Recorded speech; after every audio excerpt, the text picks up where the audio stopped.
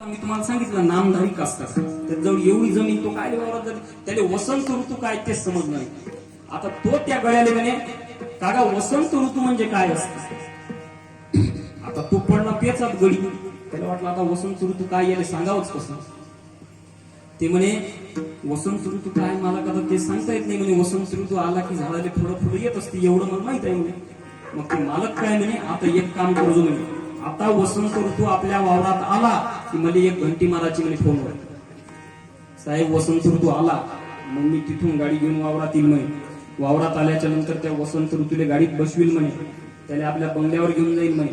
बंगल्यावर घेऊन गेल्याच्या नंतर त्याने नुसतं चहा पाण्यावरच नाही तो कोणत्या आहाराचा आहे शाकाहारी आहे त्याच्या हिशोबाने त्याने पावनचार करील आणि ते झाल्याच्या नंतर त्याने सेवेला खुश करील आणि मग 2-2 हजाराच्या गुलाबी नोटा घेईल त्याच्या खिशात टाकील आणि त्याला सांगेल की वसंत ऋतू साहेब वर्षातून 2-3 डाव आमच्या वावरातून येत जा. ते का पटवारी वय का 2-3 डाव आले 2000 दिला तर. म्हणजे वसंत ऋतू जोपर्यंत येत नाही तोपर्यंत झाडाला फळ फुलं येत नाही. तशीच आपली गोष्ट आहे जोपर्यंत साधकाच्या जीवनामध्ये भक्ताच्या जीवनामध्ये साधूचा बोध साधूची संगती घडत नाही तोपर्यंत आपल्या परमार्थ रूपी या मार्गावर परमार्थ रूपी वृक्षाला ईश्वर रूपी जे आपल्याला प्राप्त करायचे आहे ते फळ प्राप्त होत नाही. आणि हेच महाराज मंगाच्या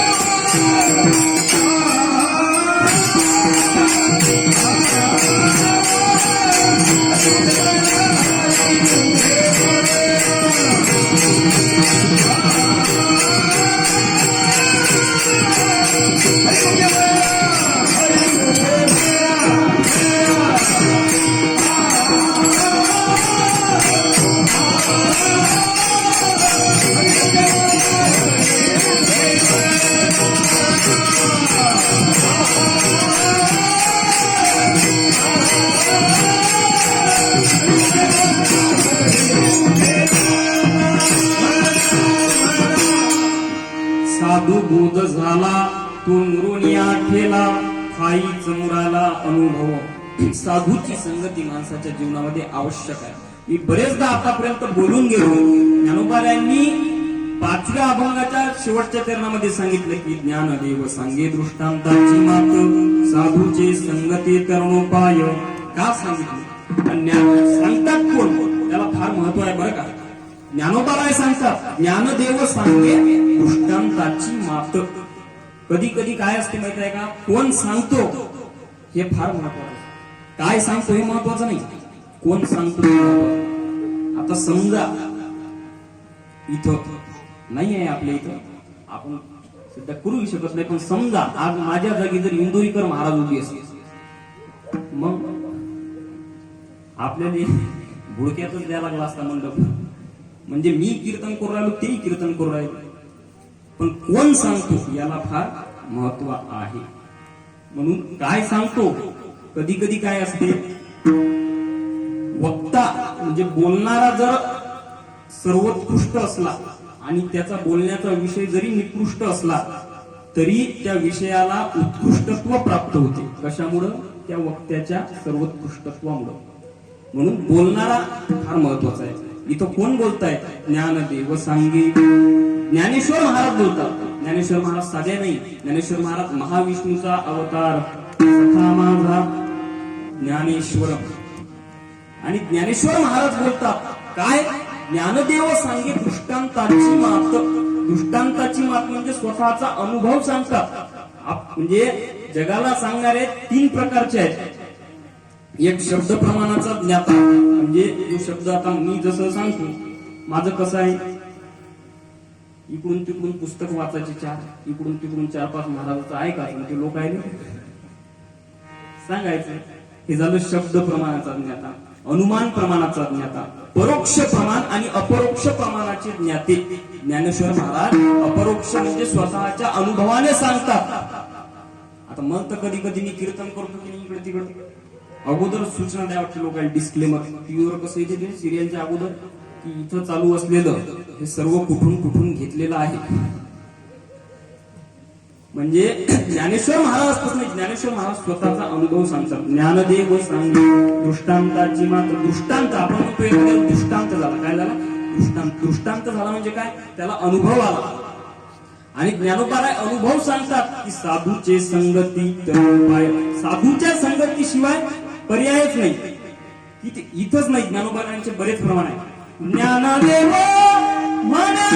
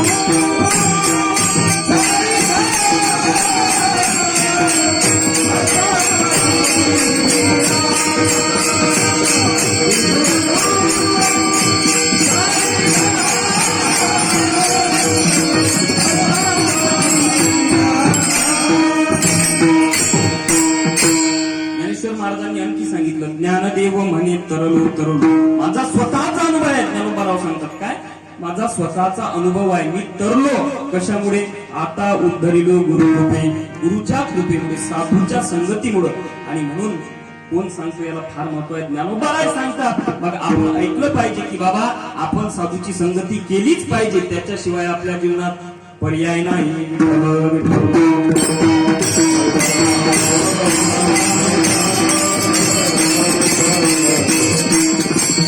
साधूची संगती केली पाहिजे. मग का केली पाहिजे, कधी कधी का प्रश्न फार महत्वाचा आहे. कधी कधी कोण काय प्रश्न विचारल काही सांगता येत नाही. कधी कधी एखादा प्रश्न विचारला की समोरचा माणूस असा गोंधळतो की त्याला समजत नाही काय उत्तर द्यावं. जसं मी मगाशी तुम्हाला सांगितलं की आता त्या मालकानं गळ्याले प्रश्न विचारला की बाबा वसंत ऋतू म्हणजे काय. आता वसंत ऋतू म्हणजे काय त्याला सांगता आलं नाही, कारण वसंत ऋतू हे काय सांगायची गोष्ट आहे का. वसंत ऋतू ही अनुमानाची गोष्ट आहे. आहे की नाही. झाडाला फळं फुलं आले म्हणजे वसंत ऋतू आला, हा अनुमान प्रमाण आहे. त्याला आपण म्हणजे वसंत ऋतू येते म्हणजे काय, अशी दवंडी देत येते का, महाराजा धीराज राजा धीराज वसंत ऋतू महाराज पधार है. बरं ते काय आपल्या वावरात तंबू ठोकते काय, बकऱ्या गिकऱ्या कुत्रे बायका लेकर बाजार कोणचा येतात तसं आहे का द्यायचं. वसंत ऋतू आला बाबा काही नाही, ते झाडाले फळ फुलं आलं म्हणजे समजून जायचं की वसंत ऋतू. कधी कधी सांगता येत नाही. आता आपल्या इथे एवढी चांगली भजनी मंडळी आहे, आमचे गणेश महाराज मृदंगाचार्य आहे की नाही. लोक त्याला बाहेर बोलावत त्या दिवशी, महाराज तुमच्या इथं होते परसूला, ते मी गेलो तिथं त्यांचं नाव काढत होते, म्हणजे तुमच्या इथले मृदंगाचार्य होते बाबा आमच्या इथे होते तुम्ही तरी. आपल्या इथं खान आहे एवढे चांगले सर्व गायनाचार्य मृदंगाचार्य, गावातली सर्व भजनी मंडळी. आता कुठं इथं आहे कुठं असतेच म्हणून आहे का. आता आम्ही कीर्तनाला एवढं हिंदू राममामाला माहित आहे, सुनील काका राममामा.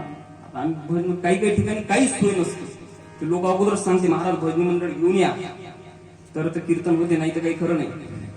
मग आता तिथं गेल्याच्या नंतर असंच एकदा कीर्तनाला गेलो आम्ही. आता तिकडल्या तिकडं अमरावतीवरून गेलो मी, आता इथं काहीच नाही. इथं आपल्या इथं असलं तर गावातून आपण घेऊन जातो. आता गेल्याच्या नंतर तिथं भजनी मंडळीची काहीच सोय नाही. मग आता भजनी मंडळी नाही म्हटलं, आता कीर्तन तर होणे शक्यच नाही. मग आता त्या लोकांनी पर्याय काढला, म्हणजे महाराज प्रवचन करा. काय करा, प्रवचन. म्हटलं ठीक आहे. मग आता प्रवचन करायचं ठरलं. आता आपल्या इथं एवढा चांगला साऊंड आहे की आपण साऊंड आहे बाहेरचा सांगितलेला नाही, आपल्या मंदिराच्या साऊंडवर सत्ता भावना चालू आहे. मग एवढा चांगला साऊंड आहे, आता तिथं साऊंड आहे नव्हता गावात, लावणारे चांगले आहे आमचे बाला पाटील. आता तिथं साऊंड लावणारे कोणी नाही, साऊंड आहे नव्हता. मग आता करायचं काय. मग आता त्यानं काय केलं, गावात आयोजकानं दवंडी फिरवली. दवंडी आज संध्याकाळी मंदिरात ठीक 8 वाजता ऋषिकेश महाराज यांचे प्रवचन होईल. आता ते दवंडीवाला चौकात फिरला, गावात मोठा गाव होता. आता फिरता फिरता ते गेला बस स्टँडच्या तेवढ्यात गेला, त्याला पुन्हा दवंडी दिली. म्हणजे आज संध्याकाळी 8 वाजता ठीक ऋषिकेश महाराज यांचे प्रवचन होईल हो. आणि ते दिंडी तिथं एक जण त्याला भेटला, कोणाले, त्या दवंडीवाले. आणि त्याला म्हणे काका प्रवचन म्हणजे काय असतं. आता तुम्ही सांगा त्या दवंडीवाल्याच्या प्रवचनाचा किती संपर्क असतो. त्याने दवंडी देणं राहते, दवंडीचे 50 घेणं राहते, 25 ची पोटात टाकणं राहते, 25 घरी घेऊन जाणं असते.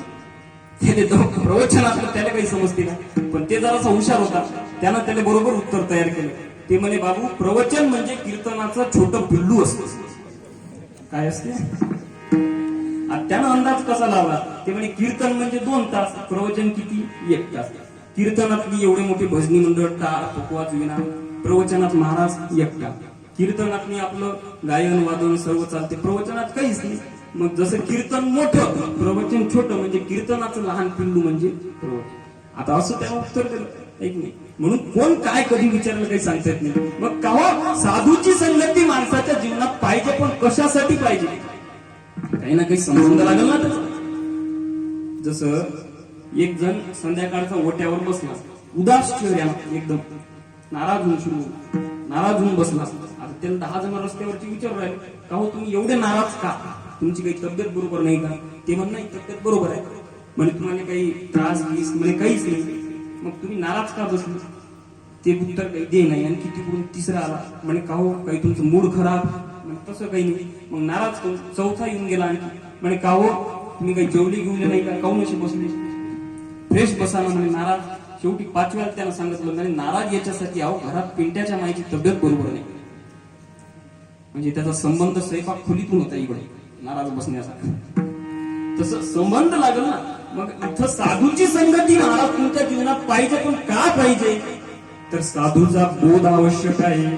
साधू बोध झाला ठेला, जोपर्यंत माणसाच्या जीवनामध्ये साधूचा बोध होत नाही तोपर्यंत आपण परमार्थ रूपी मार्गावर पुढे जाऊ शकत नाही. साधूचा बोध आवश्यक आहे. आणि हे साधूचे बोध काय आहे, साधूनं कुठला उपदेश केलेला आहे. तुकाराम महाराज एका ठिकाणी आपल्याला बोध करतात, काय सांगतो तुम्हासी भजारे विठ्ठला, नाही तरी गेला जन्मवाया विठ्ठल.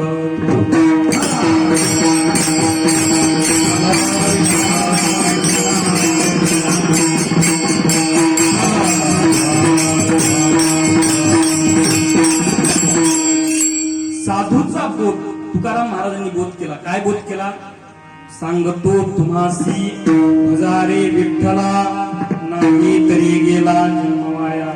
बाबा माणसाच्या जन्माला आल्याच्या नंतर त्या देवाचं भजन करा हा बोध तुकाराम महाराजांनी केला. काय करा? नामस्मरण करा. बरं आता बोध साधून केला पण त्याला अडचणी बऱ्याच येतात. म्हणजे बोध केला म्हणजे तो तसाच सक्सेस होईल अशी गॅरंटी आहे का? तुकाराम महाराजांनी सांगितलं पण आपल्याला होईलच असं नाही. लोक नामस्मरण करायचं म्हणलं, आपण म्हटलं जपाले या. आपल्या इथं विठ्ठल नाम जप चालू आहे. आता बऱ्याच जणांच्या अडचणी उन्हीपासून अडचणी राहतात महाराज. काही काही म्हणते मंडपात ऊनच नाही राहते 3 वाजता. म्हणजे अडचण इथून आहे. बरं कशाची अडचण असेल? लाज, भय, शंका, हे सगळ्या अडचणी आहेत परमार्थ मार्गावर. शंका, एका जणाला विचारलं नामस्मरण करत जा, देवाचं भजन करत जा. ते म्हणे महाराज करतो. ठीक आहे, तुम्ही सांगितलं नामस्मरणही करतो भजनही करतो, पण नामस्मरण भजन केल्याच्या नंतर माझ्या भलं होईल याची गॅरंटी काय? काय आली? शंका आली. आता तुम्ही सांगितलं काय गॅरंटी द्यावं? शंका आली. म्हणून शंका ही एक अडचण आहे की नाही? लाज, आता लाज ही मोठी प्रकारची आहे. आपल्या इथं आपल्या महाराष्ट्रामध्ये एक दैवत आहे, आपल्या सगळ्यांचं आराध्य दैवत. त्याला आपण काय म्हणतो? पांडुरंग. काय म्हणतो? पांडुरंग. कालच्या महाराजांना सांगितलं, महाराजांना आठवलं म्हणून सांगतो आता. पांडुरंग. पांडुरंगाला आपण काय म्हणतो? नादब्रह्म. काय म्हणतो? नादब्रह्म. हाच एक देव तिकडं साऊथ इंडियामध्ये याचाच अवतार पांडुरंगाचा. त्याला आपण म्हणतो बालाजी. काय म्हणतो? बालाजी. त्याला म्हणतो आपण धनब्रह्म. काय म्हणतो? धनब्रह्म. त्याचा लॉंग फॉर्मच असा आहे बालाजीचा. बा म्हणजे बासुंदी, वैष्णव महाराज. ला म्हणजे लाडू आणि जी म्हणजे जिलेबी. हे ज्याच्या घरी आहे तेच तिकडे बालाजीला जाते. आणि हे इकडं जसं नादब्रह्म, जसं आपण इकडं पंढरपूरला गेलो वारीतनी, इकडं रामकृष्ण हरी, ज्ञानोबा माऊली तुकाराम असा गजर चालते आपला. आता तसं ते बालाजीला गेलं, इकडं भरपूर कमावलं की ते टॅक्स पावती फाळायला तिकडे जाते. आता बालाजीला गेल्याच्या नंतर जसं आपण इकडं ज्ञानोबा माऊली तुकाराम म्हणतो, तसं त्याच्या रस्त्यानं ते एक भजन म्हणतात. काय? गोविंदा. काय म्हणतात? गोविंदा. आता आपल्या इकडली एक ट्रॅव्हल्स भरून गेली तिकडं बालाजीले, आणि ते ट्रॅव्हल्स गेल्याच्या नंतर त्याच्यात एक म्हातारी बुडी होती. आता त्या ट्रॅव्हल्स मधले बाकीचे सगळे जण म्हणत जाय चालता चालता गोविंदा, आणि ते बुडी म्हणत जाय आमचं पण तेच. काय म्हणे? आमचं पण तेच. आता ते पुढे चालता चालता ते बाकीचे म्हणे गोविंदा, ते बुडी म्हणत जाय आमचं पण तेच. आता ते लोकांना समज नाहीये बुडी आमचं पण तेच म्हणते कोण. शेवटी ते मधात एका जागी ताट प्याले, थांबले थंड बिंड घ्यायला. त्याच्यातले एक जण उठून गेला, सुदर्शन काका सारखे. सुदर्शन काका कुठं गेली की सगळ्याची काळजी पद्धतशीर. तसं एक जण उठून गेला, म्हणे काय आजीबाई तू एक सांग. म्हणे आम्ही सगळे म्हणतो म्हणे गोविंदा, तू का म्हणता आमचं पण तेच.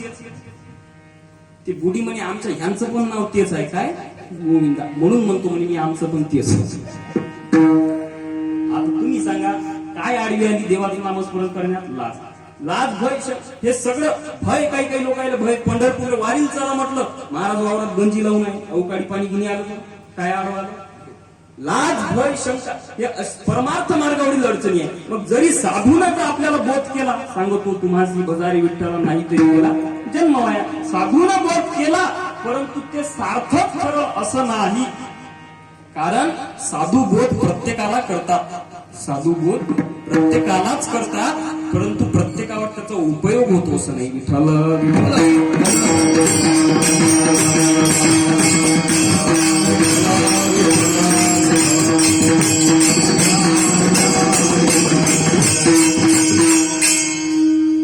एक ठिकाणी एक प्रमाण आहे. बोधा करुणाय अंतर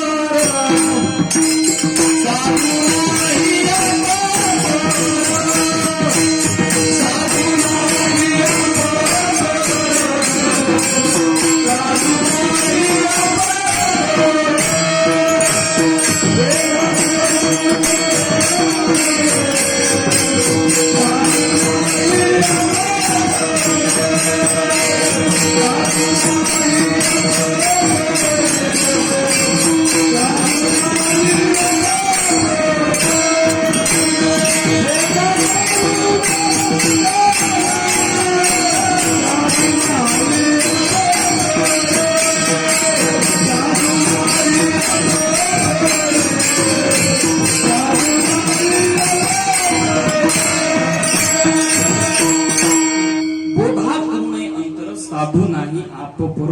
म्हणजे साधू मध्ये आपपर भावना नसते, ते प्रत्येकाने सारखा बोध करतात. म्हणजे डॉक्टर साहेब आपल्या जवळचे आहे, मग त्याला बोध करायचा. एखादा दूरचा आहे त्याला करायचं नाही. वशिल्यावाल्याला पहिले घ्यायचं, बगर वशिल्यावाले राहिले तसेच. असं आहे का तिथं? ते काय मंत्री होत का? तिथं चालते तुमची वशिले.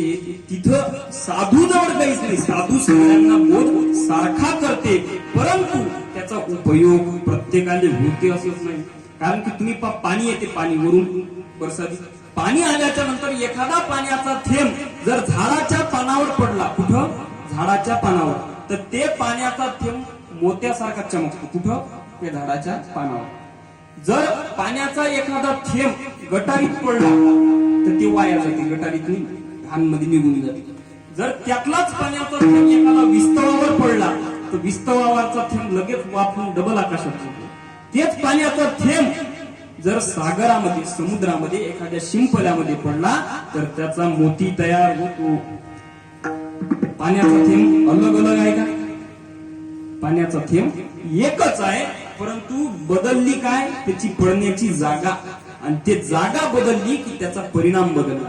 तसं साधूचा बोध सगळ्यांना सारखाच आहे, परंतु त्याची जागा बदलली की परिणाम बदलला. कसं असते? माणसाच्या चित्तावर 3 प्रकारचे दोष असतात: मलदोष, विक्षेप दोष आणि आवरण दोष. हे विचारसागरात सांगितलेलं आहे. आता तुम्ही म्हणाल, महाराज तुम्ही काही शिकले विचारसागर? मी विचारसागर शिकलो नाही. आता ही एवढी कृपा आमच्या मनोहर बाबाची. इथं बसल्या बसल्या सांगतात कधी कधी विचारसागरचा ग्रंथ. 3 बरोबर आहे ना? मलदोष, विक्षेप दोष आणि आवरण दोष. तर मलदोष, विक्षेप दोष हे अगोदर नील झाला पाहिजे. नील हे नील झाल्याच्या नंतर मग जो एक उरते आवरण दोष, ते नील होते साधूच्या कृपेने, साधूच्या बोधाने. आणि म्हणून त्याचा परिणाम वेगळा होते. आपलं कसं आहे? आपला अजून मलही तसाच आहे, विक्षेपही तसाच आहे, त्याच्यावर आवरणही तसंच आहे. आणि मग साधूने किती बोध केला तर आपलं क्लिअर होईल कसं?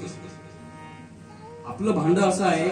आता टीव्हीत ऍडव्हर्टाईज येते विम साबण, तुमच्यापेक्षा बाहेर जास्त माहिती आहे. विम एकदा फिरवलं की भांड चकाचक. आता तुम्ही सांगा, आपलं भांड एकच आहे, त्याच्यात चहा त्याच्यात, बेसनही त्याच्यात, भाजी त्याच्यात, वरणही त्याच्यात, ते जंगातलं भांड. आणि त्याला एकदा विम फिरवल्यानं जमल काय डॉक्टर साहेब? जमत नाही. कारण आपलं भांड ते पहा ना, त्याला किती दिवस झाले. तसं आपलं मल दोष आहे त्याच्यावर, विक्षेप दोष आहे त्याच्यावर, आवरण दोष आहे तसाच. त्याला घासणंच नाही. आपलं काही हरिपाठात जाणं नाही, काही जपात बसणं नाही, काही कुठं कीर्तनाला जाणं नाही, काही कुठं प्रवचनाला जाणं नाही. त्याला घासणंच नाही, बंदच आहे सगळं. तर त्याला एकदा साबण फिरवल्यानं 17-12 महिन्यातून एकदा जाऊन बसलं तर एका साबणीनं होईल का? ते होणार नाही. तसं साधूचा बोध प्रत्येकाला सारखा आहे, परंतु त्याचा परिणाम वेगवेगळा आहे.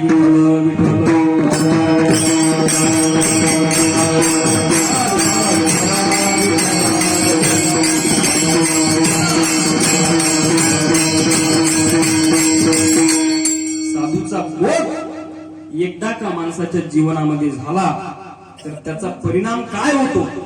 साधू बोध झाला तो नुरोनिया ठेला. नुरोनिया ठेला म्हणजे एकदा साधूचा बोध झाला की नुरोनिया ठेला. नुरोनिया म्हणजे संपला आणि ठेला म्हणजे राहिला. नुरोनिया म्हणजे संपला, ठेला म्हणजे राहिला. म्हणजे संपला पण राहिला पण, राहिला पण संपला पण. तुम्हाला महाराज एक सांगा ना काय आहे ते? एक तर संपल किंवा राहील. दोन दोन कसं काय? दोन्ही आहे. जसं नुरोनिया ठेला, नुरला म्हणजे संपला, राहिला म्हणजे ठेला म्हणजे राहिला. दोन्ही कसं शक्य आहे? जसं एखादा व्यक्ती जर कोर्टात गेला, कोर्टात गेल्याच्या नंतर कोर्टानं जर म्हणलं बा तू ये खरं, तू ये खरं, तर जमल काय? एकाच तर खोटं व्हायला लागल ना, तेव्हा दुसरा खरं होईल. तशीच गोष्ट आहे, एक कोणचं खोटं असलं पाहिजे. पण इथे ज्ञानोबा शब्द बरोबर वापरतात. नुरोनिया ठेला, नुरला म्हणजे संपला पण आणि ठेला म्हणजे राहिला पण. कसा? ज्ञानोबा सांगतात, नुरला म्हणजे संपला कशाने? देहास्मी भावाने तो संपला आणि अहम ब्रह्मास्मी या भावाने तो राहिला.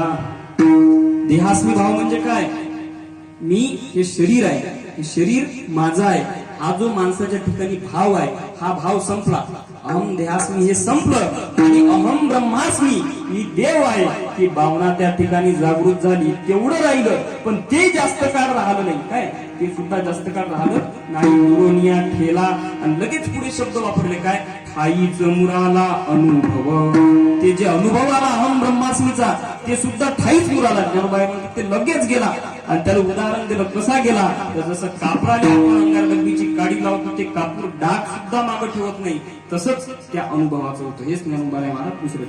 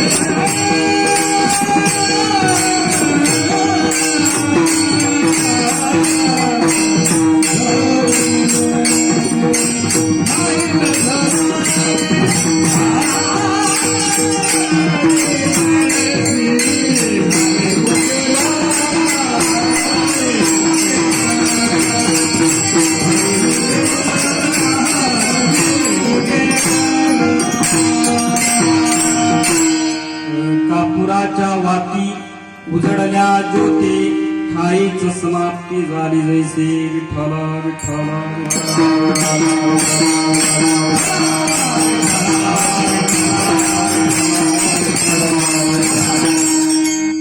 साडे 10 वाजले. पांडुरंग बाबांना सांगितलं 10:30 करू का 15 मिनिटं. तुम्ही मन सारखं करतो. हा जोरात बोला जरा. ते विचारलेलं बरं, नाही तर मग मनाने शायनीपणा काय करा. ती अगोदरच तर कसं लोकांचं गावातला महाराज आहे. काय गावातलाच महाराज आहे असं होती. गावातला महाराज आहे पण त्याला बोलण्याचा भाव कसा राहतो, गावातलाच महाराज आहे. फरक पडते का जरा. तुमचंही तसं नेहमी आपण ऐकतो. आता ही भजनी मंडळी याची कीर्तन पाठ झाली माझी ऐकू ऐकू. कारण दररोज 10-12 त्याच्या संगच राहायचं.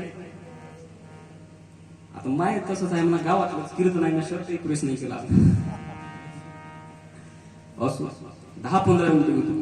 ज्ञानेश्वर महाराजांनी सुंदर उदाहरण दिलं की जसा कापूर आहे, कापुराला जर पेटवलं तर ते कापूर लगेच समाप्त होतो आणि तिथं मागे त्याचा डाग सुद्धा शिल्लक राहत नाही. ते पेटते तर खरी. तसंच ज्ञानोबा म्हणतात की अहम ब्रह्मास्मी मी देव आहे ही भावना जागृत होते तर खरी, पण ते जास्त वेळ राहत नाही. लगेच त्याचं काय होते, ठाईच मुराला अनुभव. महाराज म्हणतात असं का, कारण की अहम ब्रह्मास्मी मी देव आहे ही भावना सुद्धा जास्त काळ आपल्या ठिकाणी राहणं हे आपल्या काय होते, क्षयाला कारण ठरते. एखाद्याला जर त्याचा अहंकार होते, एखाद्याला जर जाणून मी देव आहे मी देव आहे, आता एखाद्या जर फिरत बसलो मी देव आहे मी देव आहे, त्याला अहंकार होता कामा नये. म्हणून ठाईच मुराला अनुभव. आणि मग असा अनुभव जर त्या ठिकाणी त्याचा आला तर काय महाराज म्हणतात त्या पुढे त्या साधकाचं काय होणार.